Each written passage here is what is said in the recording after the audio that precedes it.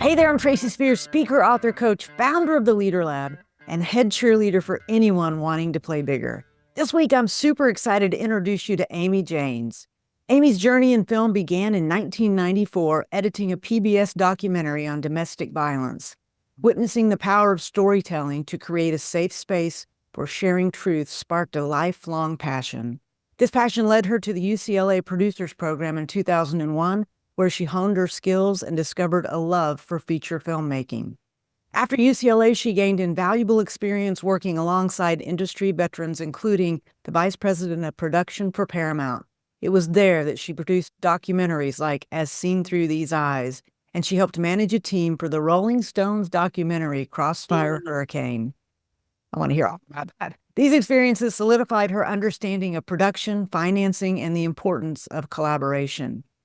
Always drawn to innovation, in 2010, Amy co-founded Fanology, a digital media agency at the forefront of social media engagement, where she helps celebrities like Shay Mitchell and Nas connect with audiences and help them partner with brands like Toyota to create impactful content.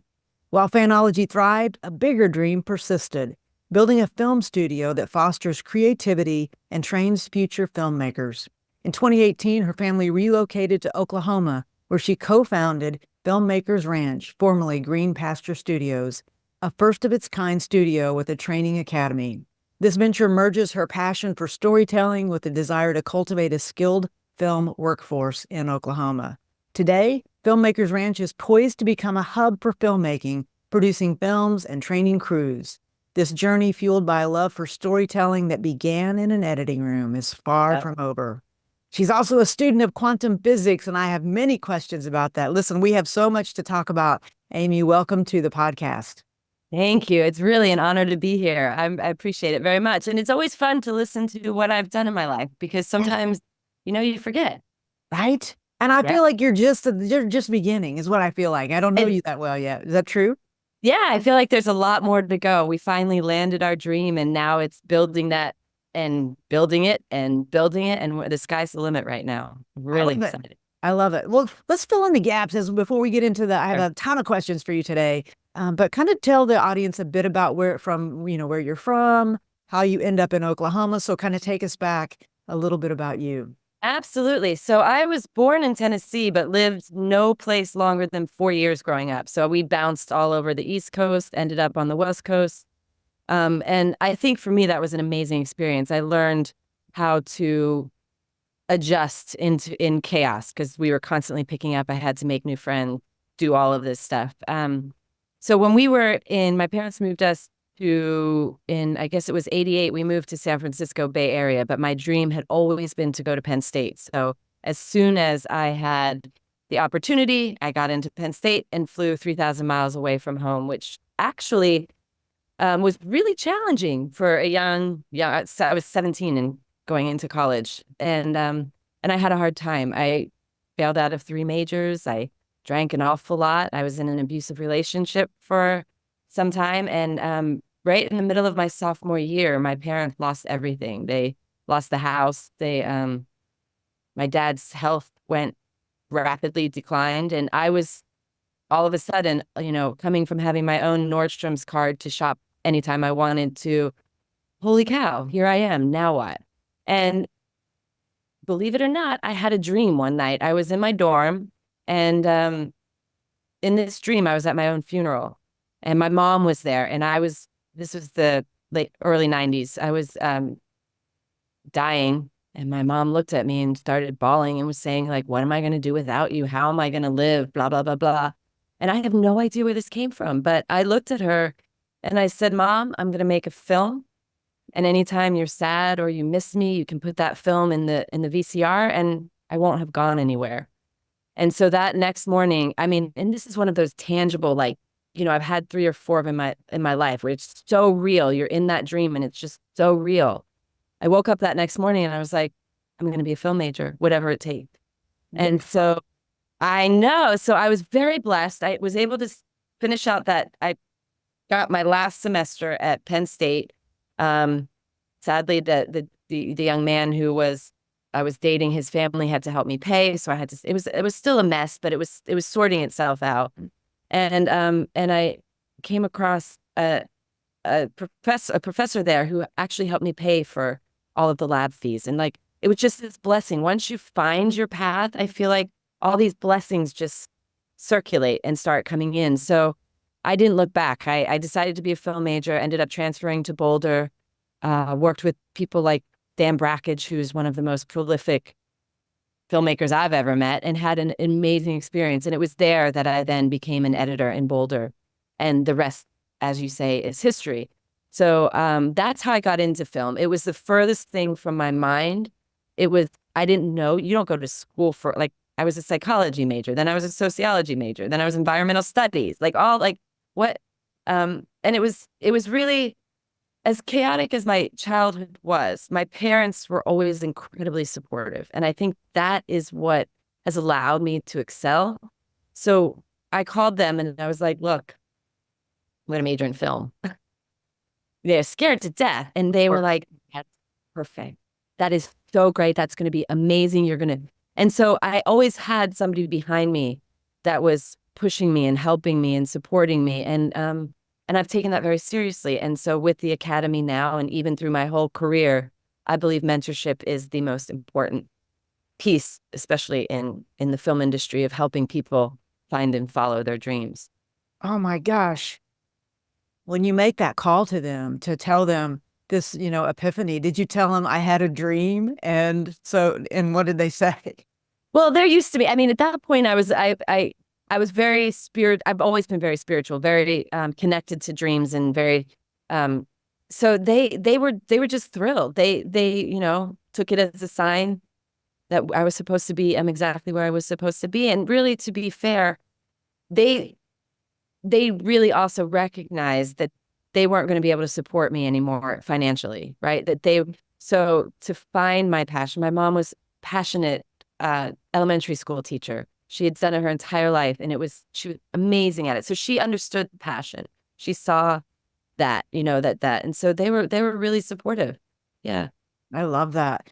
A lot of people have those dreams. Very few people that I know actually do anything with those, right? Or wake up and go, hey, wait a minute, that was so specific that I'm going to listen to that and follow it. Have you had that experience of other people going, oh, I had a dream like that one time, and like they did nothing with it? That's really interesting. I haven't, to be fair. I haven't either way. I haven't really heard of people also saying that they've had the dream and followed it. Yeah. That's great, though. I'll have to pay more attention and see, because now that you've brought that up, it's going to happen. The universe is like, here's somebody who, yeah. We're going to weave quantum physics through this whole interview. Conversation. Absolutely. It's not an interview. Yeah. This is definitely a conversation. So if I were to go back, why Penn State, by the way? What was the? So I was born bleeding blue and white. So both my parents graduated from Penn State. I grew up in Pennsylvania. I'm a massive football fan. So it was for football. More than education. I was going so that I could be part of that student crowd. I still have such a huge passion for Penn State. It's just, I guess a lot of people here, OU, they have that same kind of depth, but that was constantly my dream and where I wanted to be. I love that. What did Dad do that you were moving every 4 years? My dad was following the American dream, the white collar American dream. So he would get a job and then keep building this ladder. So, I mean, it was like, I was 9 months, I was in Tennessee, and then it was like 3 years, and then it was a year, and then it was 2 years in York, Pennsylvania, and then it was 5 years.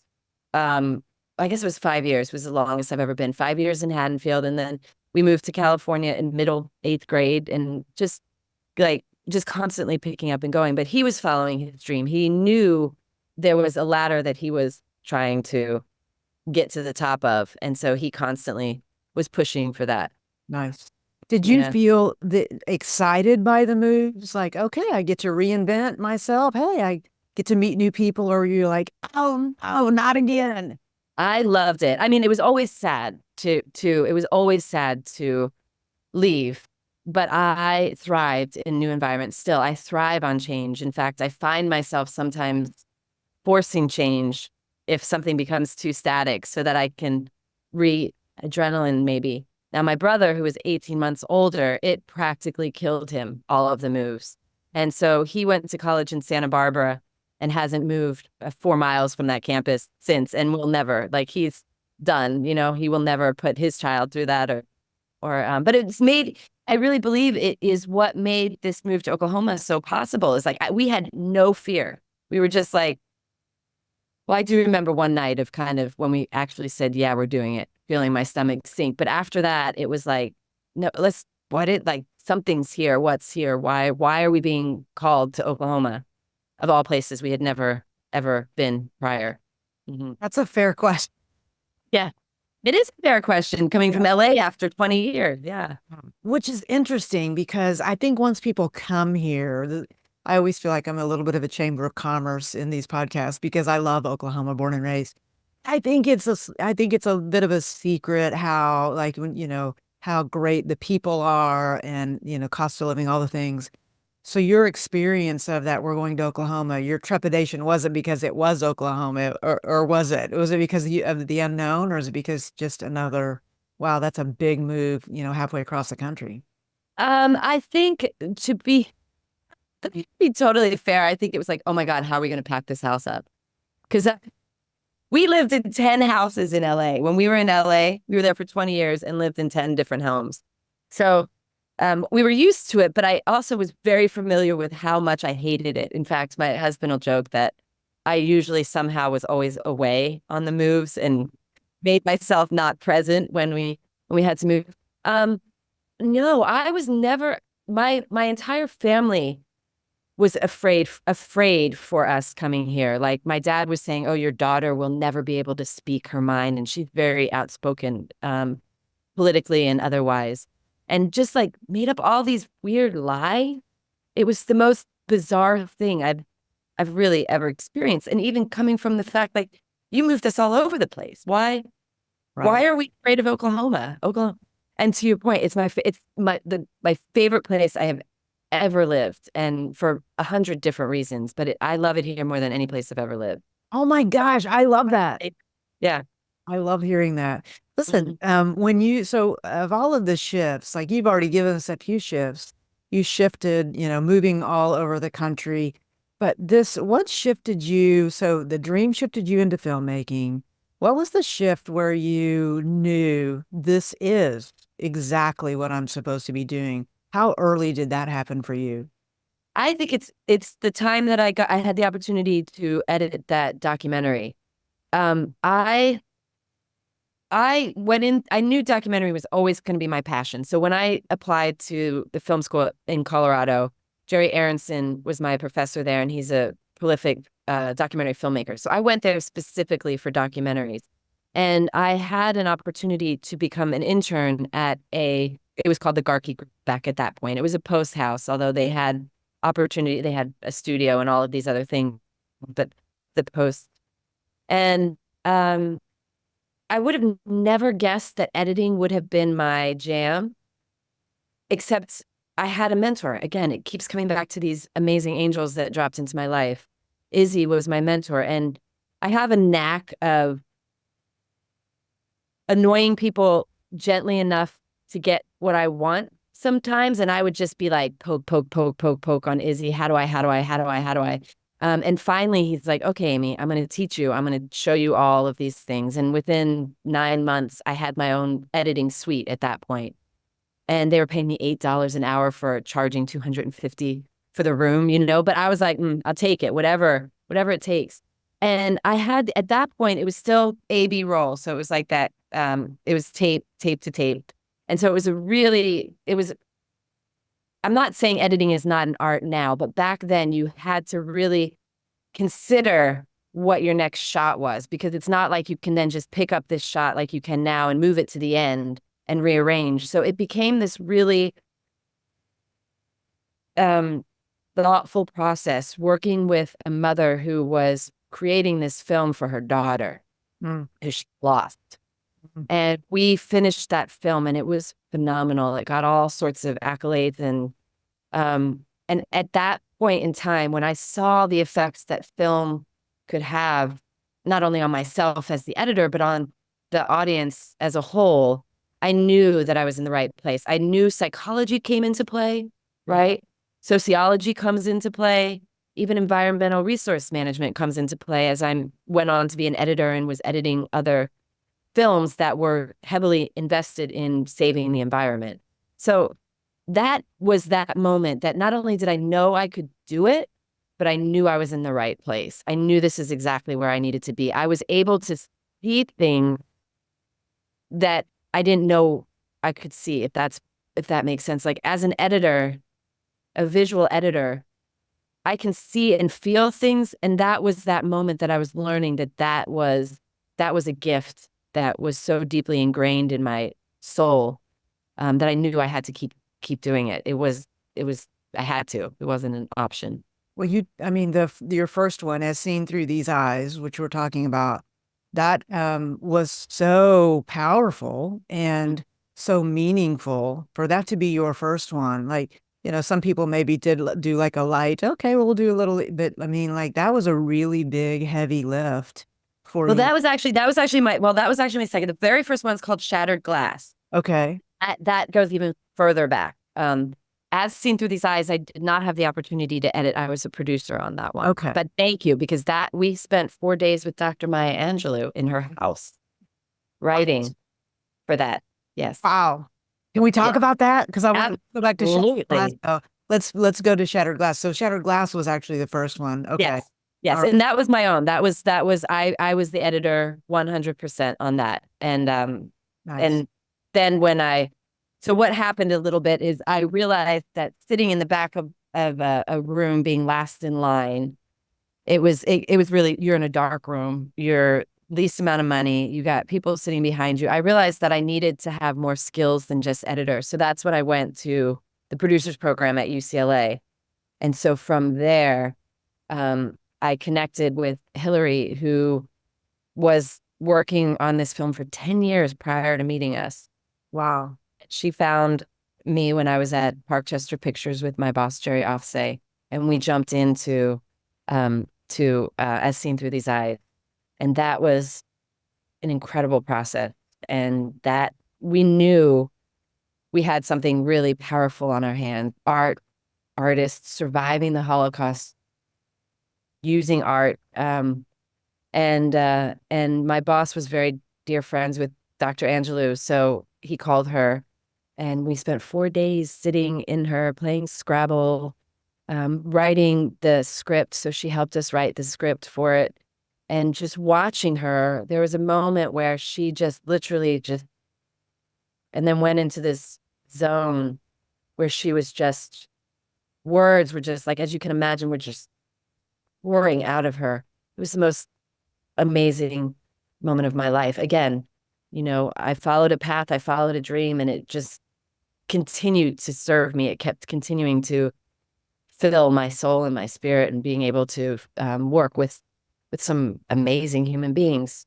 I'm imagining that moment where she has her eyes closed. She's, saying she's a vessel in that moment, a messenger. And when you witness somebody being a messenger, or you witness that, it is one of the most beautiful things. But Maya Angelou, I mean, like, let's take it up to the highest level. Are you sitting there thinking, oh my gosh, I should be recording this? Or are you sitting there being completely present and just absorbing it all? What were you in that moment? That's a great question. Well, my director was a first-time director with this film. She popped on the camera. It was not on Dr. Angelou. It was to record it. But I was so deeply connected. And to your point, it was other. It was not of this world. It was other. And I mean, by the time she finished, I think all of our chins were on the ground, and we were just. And if you watch As Seen Through These Eyes, it will be the last piece that she was at that moment was writing, the last bit that you see in the film. So, am I seeing emotion in your eyes? Oh my gosh, constantly, yes. Yeah. Me too. Though I can, because Yeah. I'm there. I can feel it. I can feel Yeah. the energy of that moment. And in that moment, it sounds like you have enough, you have a ton of self-awareness. I can already tell. You knew that was going to be like a lifetime memory, right? You knew as that was happening. How does she come out of that? Like, how does she come back to the present in that room in that moment? It was amazing because it was just and I think I wouldn't argue, I would say she didn't surprise herself, but I think she was very delighted with herself because when she opened her eyes, this just magnificent smile Nice. came out and I think, maybe it was because she also saw all of our chins like literally on the ground, but you could just feel her. I mean, I don't know if pride would be the right word, but you could feel her release, maybe, Sure. just real light lift. Yeah, because it wasn't easy. She was talking about being, how do you survive? She's, of all the women I've ever met, she's one of, she survived. So she's a survivor. So it was just magical, man. And something that I will never, well, as you can see, still sits very deep in my spirit. Mm. Yeah. So And that, she's funny. Yeah. and what? Say it again. She's very funny. She's very, very, very funny. So I just, other things I was thinking about with her, while she just would always have these wonderful quips and you would just, from nowhere, it was just beautiful. Yeah. Was that the big surprise about her in that moment? Like, were you, yeah. I think so. There's, we all, especially in this industry, growing up from 19 in this industry, you see these people on film, you see them, and you sometimes forget they're human, right? And Dr. Angelou, she had just this aura about her too that I think in other almost godly. So to be able to be in her presence and recognize that she is just this wonderful human being. For instance, my boss, who is a wine connoisseur, we had to go to the liquor store on the way over to pick up some wine for her. And he goes, I know nothing about it, right? I know nothing about wine. I'm following around. He goes and buys this gorgeous multiple $100 bottle of wine and brings it in and presents it. And she's so gracious and so kind. And then in a little bit later, we get a tour by one of her staff around her home. Beautiful home, lots of green. And they take us out to the wine cellar. Wine, it's a cabinet, it's not a cellar, wine shed. And he starts telling us all about these wines. And it turns out, he said at one point, well, these are her favorites. She drinks this Saint Michel. So every time I see Saint Michel, I now pick it up, Saint or Michel, something. I pick it up. She's like, well, these are all of, this is what Dr. Maya Angelou loves to drink. These are hers. And then these are the ones that everybody else brings. And like, I was like, she's not drinking your $600 bottle of wine, That's she's funny. drinking a $14 bottle, That's right. and that was, to me, was one of those, again, humbling, human. We are people. We have emotions. We have feelings. You may be like, put these actors on these pedestals in places that they don't necessarily belong, and it becomes real confusing. But she really helped me understand that the spirit and the soul is still the spirit and the soul, no matter That's right. what's going on around you. I love that. I love that story. So give us the next shift coming out of that. And also anything you want to tell us about people you did or didn't like that you interviewed. We can talk about that too. Yeah. Yes. Good. Yeah. So what happens out of that? You had this amazing experience. What do you segue to in that moment? That's released. It gets, tons of notoriety. And yeah. So what happens next? So next is I became something called a Predator, which is, I know, right? And in Hollywood, right? It's a producer editor, and we still use that term for whatever reason. Oh, wow. I thought you were Right. kidding. No, right? So as a Predator, or as a producer editor, it is a skill set where you go into an environment or a film, in this instance, a documentary that was struggling. It was having, for whatever reason, it was having problems. It could be budgetary, it could be an editor, it could be story. They couldn't find story. Something was wrong with the project. And that's when, if Amy shows up, you're kind of like, something's going on. So The Predator here. yeah. So that was my next journey into my next real big shift. And it was a wonderful position to be in that I had the opportunity to use all of my skill sets at that point to be able to assist, if you will. Now, they didn't always feel like assisting. So, for instance, we worked on Valentine Road, which is another amazing documentary about a young boy who ended up getting shot during school. Very powerful, very, very challenging film. And they were having trouble, and they couldn't quite unlock the story. There was some miscommunication about how the story was being told. And my job was to get it in shape and time for a sale. It ultimately ended up showing at Sundance and selling to the Sundance Channel. But I had to fire an editor, which is never easy. And it was a first-time director. So to fire my first-time director's editor was really not easy. It was really, really hard for her. But I brought in one of the best editors that I know, and the film turned out to be spectacular. Hence, moving on to Sundance. Hence, selling at Sundance Film Festival, and then that led me to the Rolling Stones documentary, where that one was hilarious. That was not funny, hilarious. I came in at the end of that one, and they had already were going to be screening it in the British Film Festival in London, the London Film Festival. But they were nowhere near the end. And that was an amazing challenge because they had ingested a bunch of archival footage that had no thread. It was just came off of a CD, or a DVD, and it had no, why am I blanking on numbers that it could relate back to? So there were something like 3,563 cuts in this. And some of them a millimeter second long. And so it was really challenging to try to pull that one together. And I think that's where you see all my gray hair. That was when I was like, ooh, this is a lot. But we did it. We finished it. We got it out.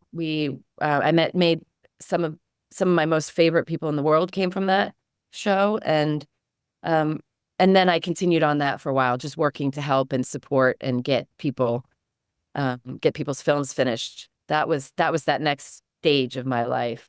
You seem like somebody that does really, really well under pressure. And so that feels like like an easy lift for somebody like you, or other people might be listening going, oh my gosh, did you walk in and say, I'm not doing this? But I would imagine you never say no to those things. You're like, the worse it is, the bigger the challenge. Yeah. Is that true? Yes. In my 20s, I lived on a rock wall climbing. So anything that can fill my adrenaline, yeah, I'm all about. Mm-hmm. What are you doing these days? I'm going to come back to where you were now, but I have to now ask the question: have you jumped out of a plane and done all the things? What do you do for that adrenaline junkie that it sounds like you are? That I am. So, right now I'm in the middle. After COVID, I was rowing down at Riversport for a while, which is I love it. But with COVID hit, I've had to back out, and I have not found myself to get back in right now. Adrenaline wise, I think it's really just trying to kick Filmmakers Ranch up a notch.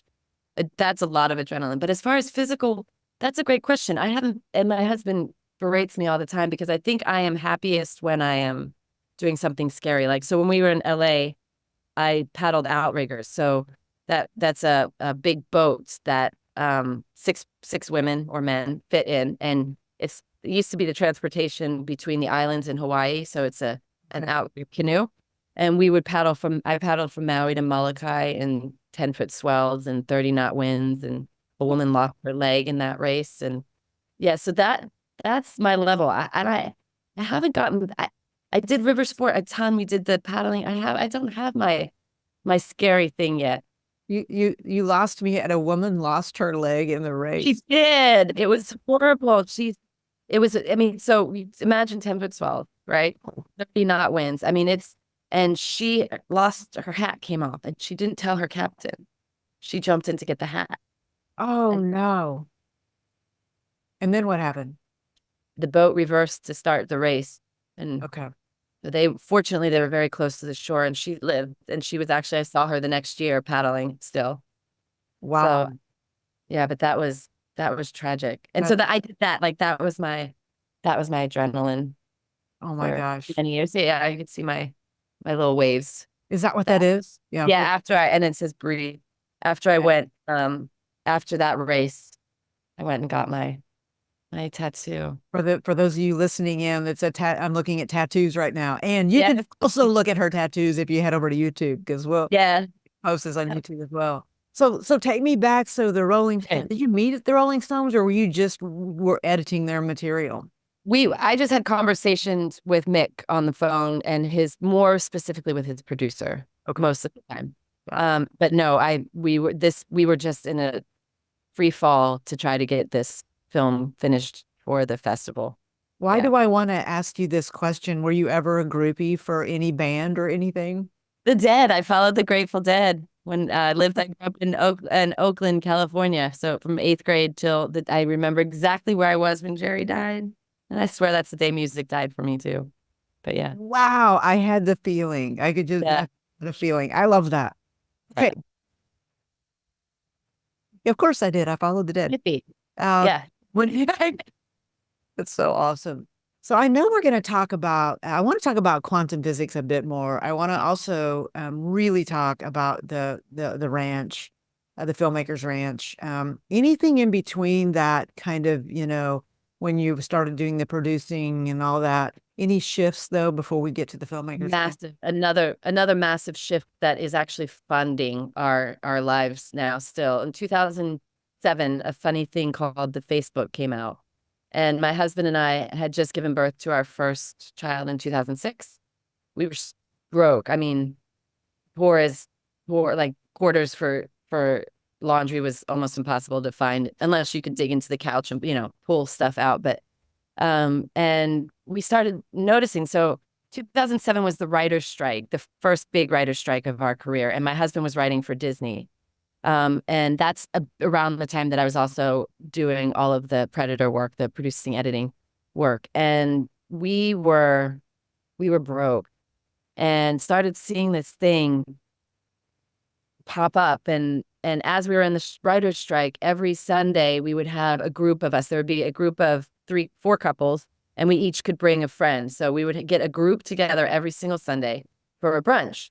And we would start trying to figure out how do we support each other through this strike? How do we, what is our next steps? And as we did that, we came up with this idea of starting a social media agency, because we started to see the idea that social media would be distribution. And we had absolutely everything else. We had the writers, we had the actors, we had the editors, we had the producers, we had everything we needed to be able to continue to create content, but we didn't have the distribution mechanism, because that is what the studios were all locking up.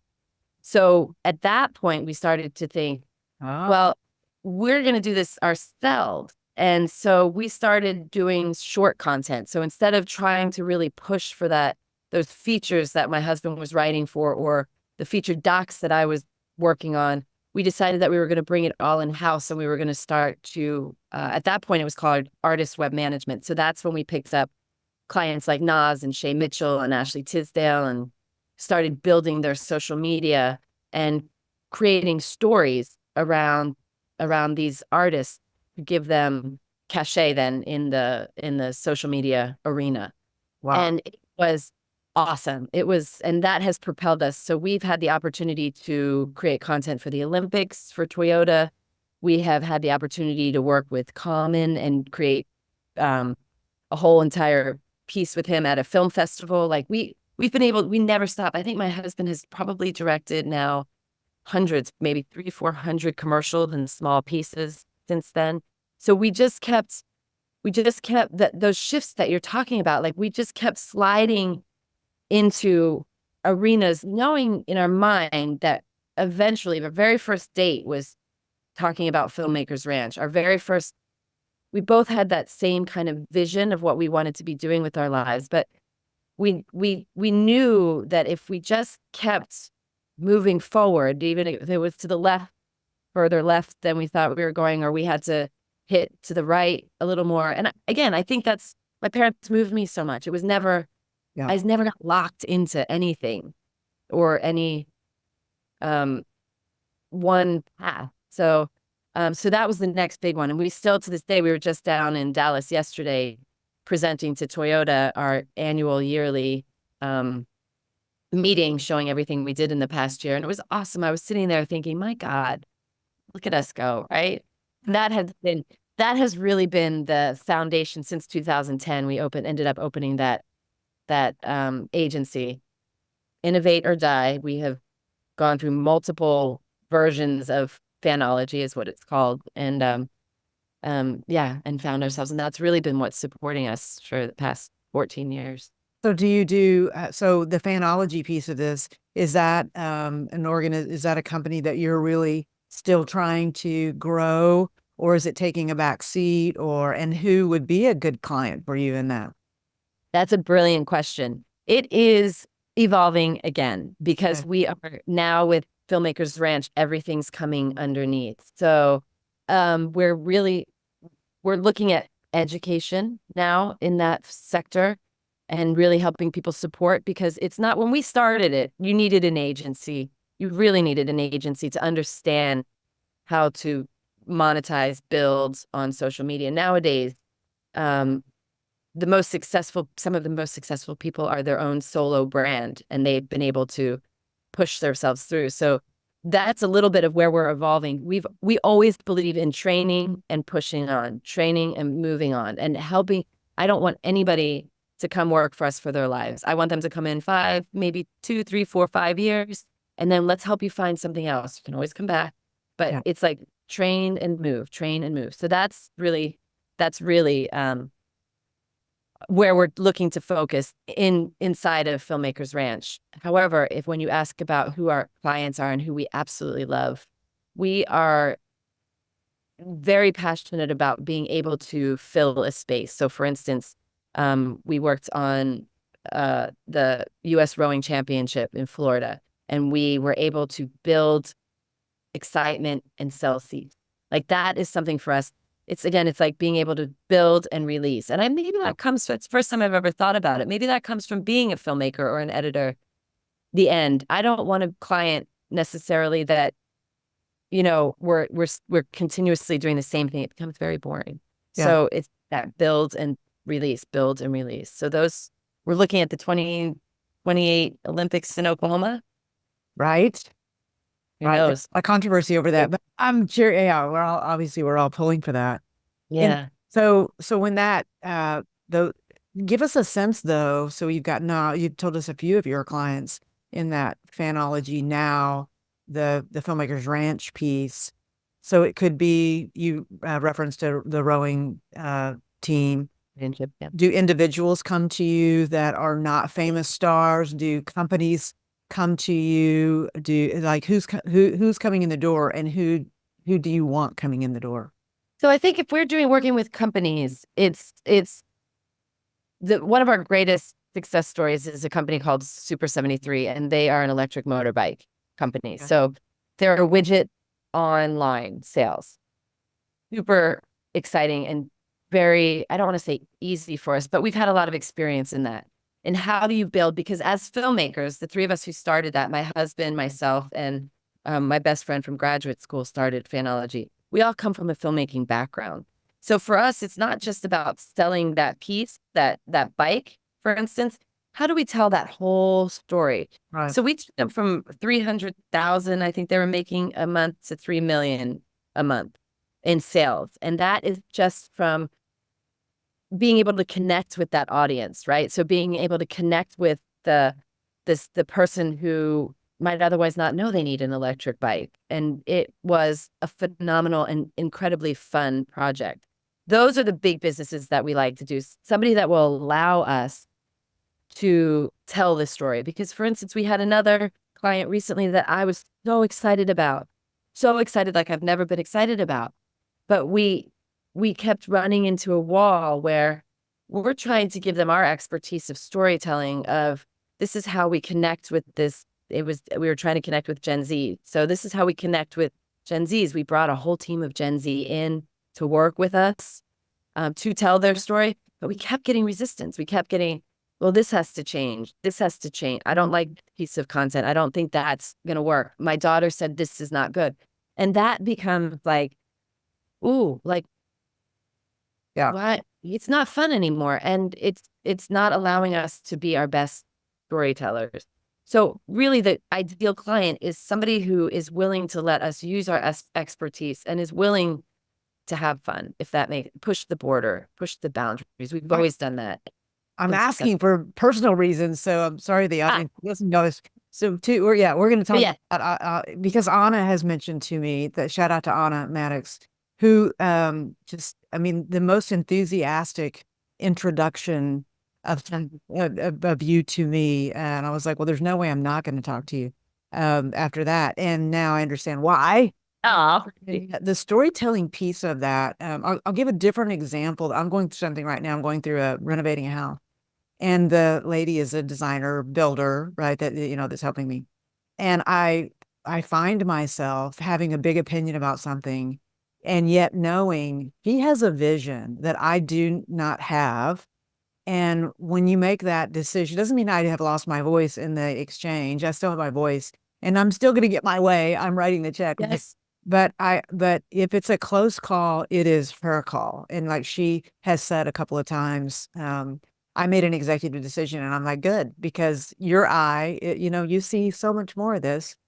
Yet there's so many people that think they know what's best for themselves, but I don't think that's true. So I love that there are people like you moving about the world saying, no, the way you've been telling your story has gotten you a very limited audience. Let me tell you what I'm experiencing, because those data points, if you're bringing in a focus group of people that are the customer and the person you're working with is still saying, no, I don't think so. I think I'm right. Yeah, that would be frustrating. It was frustrating. I mean, with all due respect, they were our age, like they were the adults in the room, and we were trying to hit the 13 to 18-year-olds. So, and I brought in a bunch of young people to support.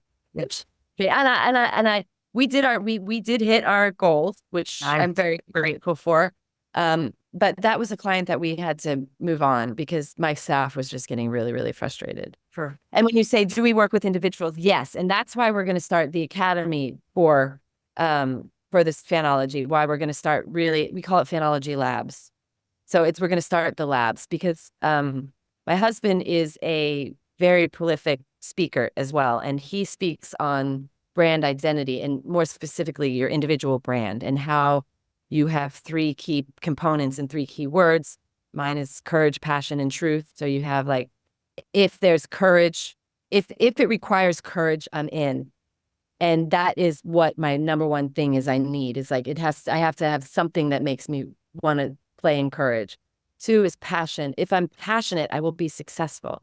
And then 3 is truth. And that's my shadow. And that's something that I've been struggling with my entire life, growing up in a very chaotic family, not ever really knowing the truth or not being, our truth inside the house was very different than the truth that people saw outside of that. Like always battled with truth. And so that's my shadow. And so he works very closely with people to help find their 3 words. So then everything I do is always through that lens, right? Interesting. That is what we want to share with the individuals who we know can create their own ecosystem very easily and support themselves very easily through social media, through all the affiliate programs that are out there, TikTok shop. I mean, I'm the biggest advocate. I know it's scary to some people, but people are making so much money there right now. So that is where we believe we can support the individual better. You don't need me to post you anymore, I do know. I jumped into the TikTok arena a couple of years ago as I'm going to say a hostage. I was like, when Anna and Jason and Kelly were like, no, you need to get in. And like all of a sudden we had 50,000 followers and all of a sudden like Elevated Craft, I was making something and they reached out and they were like, so they're trying to send me things. And then I like threw the brakes on for lots of reasons, this is your podcast, not mine. So I love hearing it. All my stories. Brakes on, and like there's 58,000 people now that like I have done nothing in almost a year. And what I've been surprised by is how loyal that fan base is. So as a marketing person, you're not going to be surprised by this, but as a person moving about the world thinking, I do look every once in a while And when I look to see, I'm not losing any fans, but I like on the DMs, I can't believe how many DMs. Are you okay? Worried about you. Like, please come back. Like it is, yeah. So if I'm ever having a low moment, I just go and I respond. I try to respond. I can't respond to all of them, but I do try. And I say, everybody's fine. Nobody's, everybody's good. Right. Yeah. But I think that truth that you're talking about, I mean, isn't that what we're hungry for? Somebody that's just going to tell them the truth. And Yeah. when you said you grew up in a household where, what it was on the inside is different on the outside, I would imagine most of the people listening right now are saying, ooh, that was my household as well. So I think we all probably are, especially the political climate right now, all the things, truth has to be. So we're stealing your thunder. This is yours, but No, it's perfect. No, it's brilliant. I hear that, and yes, and I believe is a mission in my life, or the reason my purpose here is to help support other people's find their authentic and truth, right? So why did I become a filmmaker? Like that's once that's once right. I worked this with my husband and did all the process to find these three words, and then I looked backwards on my life climbing, right? Like you had like that trust and truth is like the number one thing on that wall. Like you have to trust that person above you. You have to know your truth. And everything from filmmaking, documentary, just looking backwards, it was one of the most amazing moments in my life to actually be able to put those words Sure. into practice as well. And Sure. so that's something that we're really excited about, being able to support individuals as they are on their journey through life and help them kind of solidify their identity, their Do brand. you have like a dream client? Like, is there some board in that house I'm looking at? I'm thinking that you all, because I believe you all are practicing a lot of quantum physics and visioning. The idea that you, on your first date, already know how it's going to end is quantum physics, Isn't it? and that you're living that now. And I don't know if you can see it. This is my vision board. Like I'm Hey, so yeah, for those of you, I guess you're gonna have to go to YouTube if you want to see all that stuff. now you really do. Yeah. But like I do know, very few people will spend any time thinking about the end. It was Earl Nightingale back in the 50s or 60s that started with begin with the, end in mind and all the things. And so as you're sitting there, is there a big board somewhere in that house or through conversations where you're like, this is how we're going to take it up a notch? And what is the biggest vision or version of Filmmakers Ranch that you have right now? Well, it's actually coming to fruition, oddly enough. Of It course. is. There's no We odd enough. Of course it is. It is. So we have been contacted by other states at this point to bring what we're doing here in Oklahoma to those states. And it is, so for instance, New Jersey has a school down in South Jersey that has been sitting empty for many, many years, and they have no idea what to do with it. It's the same thing that happened when we came to Oklahoma. My husband had written this blog, and this is a big shift for us. My husband had written the blog that said, why am I moving my family to Oklahoma? Because we felt like defensive, I guess we were really defensive as to, I don't even know Oklahoma that well, but all of a sudden, like I want to put Oklahoma behind me and be like like that person that's going to be punching everybody that says anything bad about it, like just protecting this state that I don't even know yet. So he wrote this blog, and Mayor Holt read it. It went viral on Twitter. He was very, very, very active in Twitter at that point, and it went viral on Twitter. Mayor Holt was texting Mayor Garcetti. They were like, your people are coming to my state. Like little did I know that was about the Olympics back then too. So that all was trying to say, yes, Oklahoma, we can support, LA's. That's right.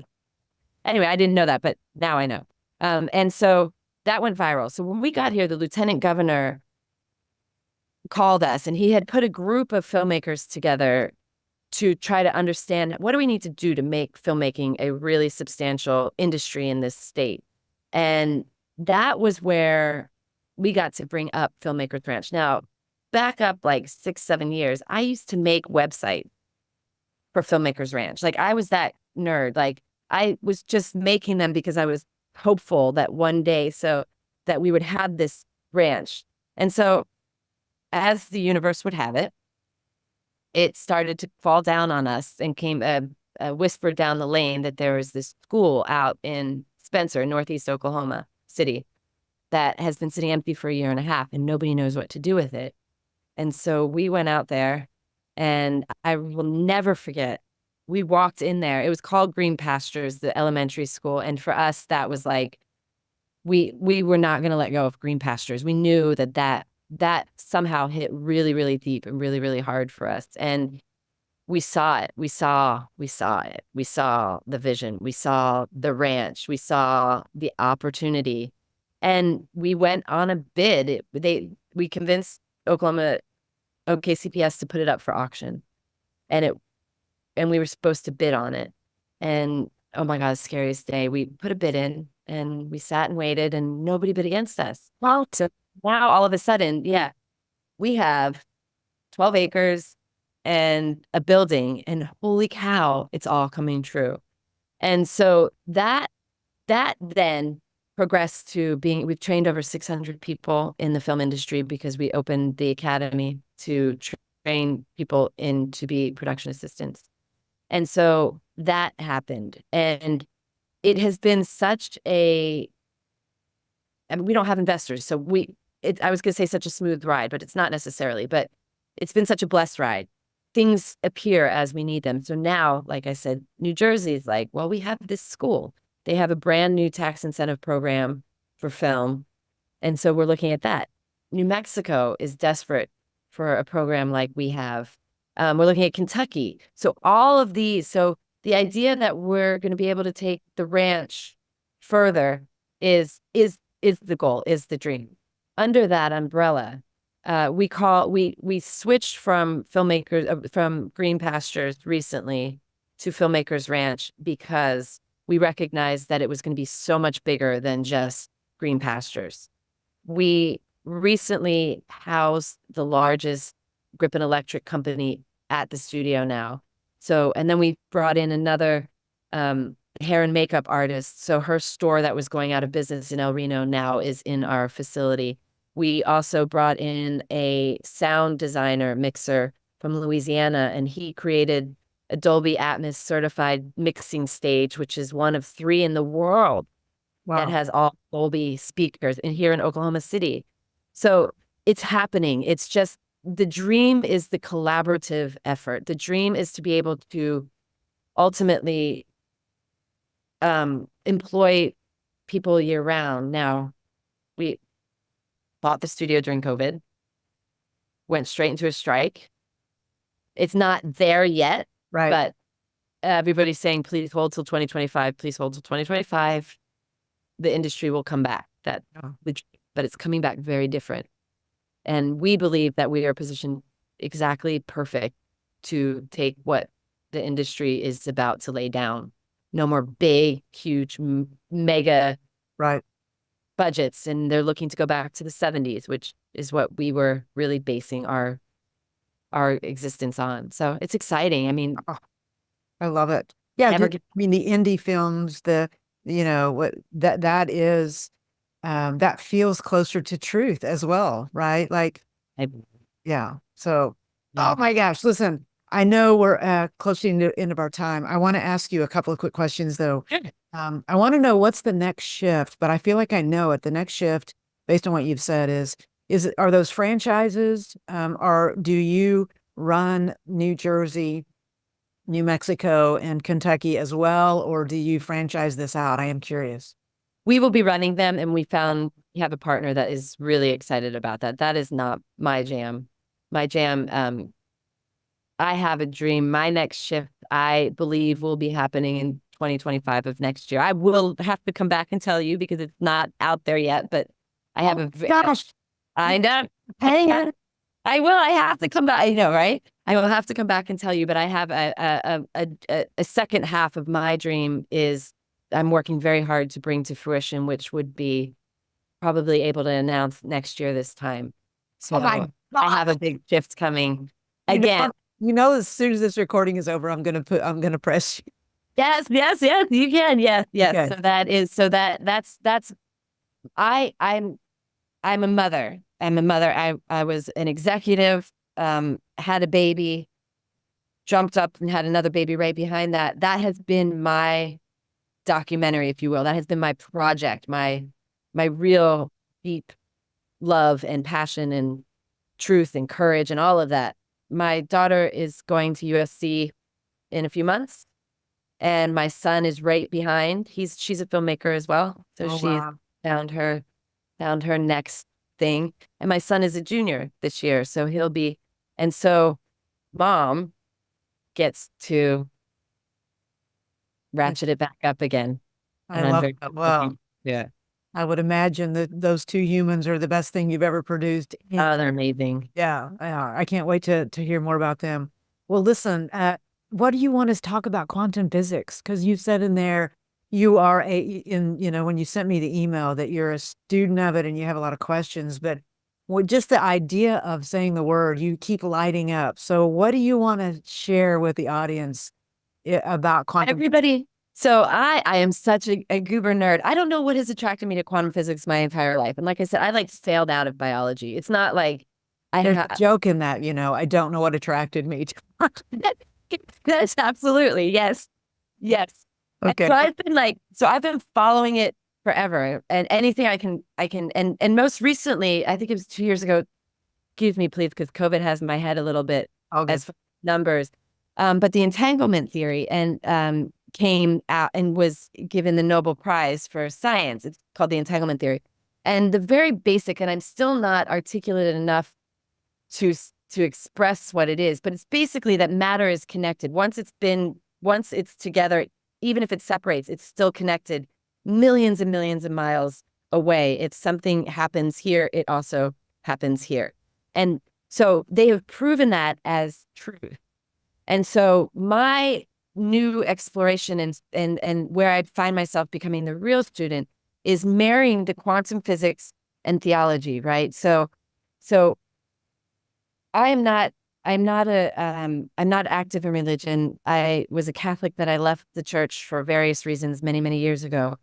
But I've been really interested in how we describe life. What is our purpose here? Why are we on life? Why are we in these bodies? Is this all that there is? And when you look back and you look at the Bible or you look at any other readings, like historical religious readings, they talk about the light, right? They talk about and I can't help. I need to get to the bottom of that. Like I need to get to the bottom of it. And I need people to understand that this is not it. Like this is not it. It's so much more than this. And if we can share that excitement, I believe we can heal much faster. I believe there's an opportunity for people to actually, in this life,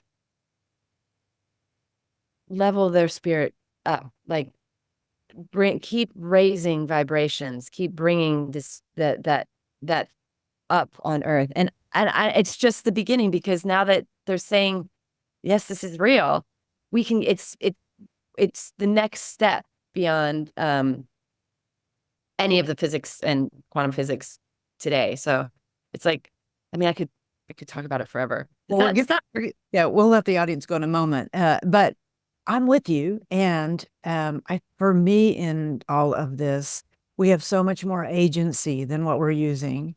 Exactly.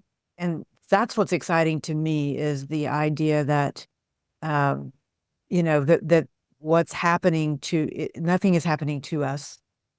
It's all happening in service of us, for us, and we're bringing it all on.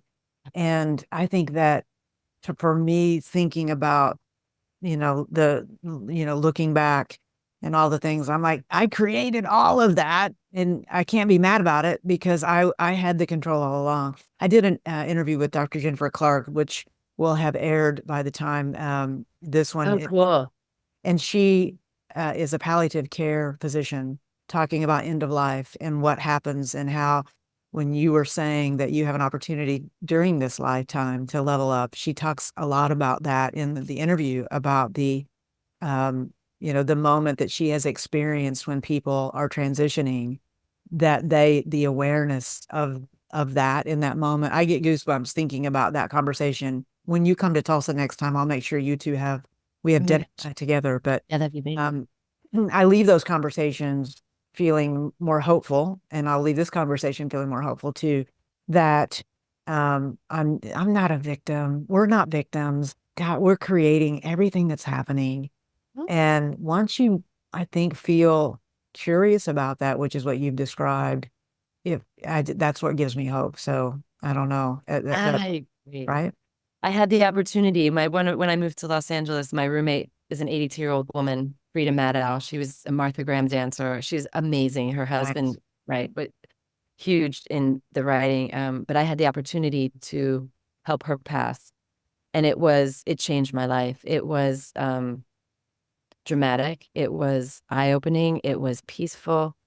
It was kind. It was just the two of us because she wasn't getting along with her family at that point, her girls, so they didn't even come out before she passed. And I just know there's more than this. There's so much more, and we're so connected. You know, when you walk into a room and you already know that person, that's Mhm. energy. It can't That's be right. destroyed. So That's right. how? Yeah, I When, know. when you were talking about the entanglement theory and the idea that somebody you haven't seen in 20 years and all the things, you still, when you have that connection, that it doesn't matter where they go from that point forward, that connection is still there. I'm in the middle of learning about that too and thinking differently about that and what does that really mean? And oh my gosh, so you have to come back and you have to I tell us can't wait. what the next shift is. We need to hear all about the Filmmakers Ranch. And listen, I mean, I just am cheering you on, and I hope everybody listening in will go to, how can they find you? Come filmmakersranch.com. That's the best way to find me. I'm A Janes, JAN as in November, ES at filmmakersranch.com. But come visit us. It is a creators collective. It's all about bringing all of us like-minded thinkers together to create story. So we're here. We're wide open, and I don't think enough people really know about us yet. We've kind of stayed low for a while, but Well, I pushed you hard to like who the perfect client and all that stuff, not just to promote Filmmakers Ranch, but mostly because I can't imagine getting all of a bunch of super creative people in that space, what those people will be able to do and how they can change the world. And I'm just glad you're leading. and from Oklahoma. Woo, right? Leading from the middle. Leading from the middle. That's what we said. Leading from the middle. Oh, I love that. Yeah. Listen, thank you Title. so much for your Oh, time. it's my absolute pleasure. All right. Thank you. Cheers.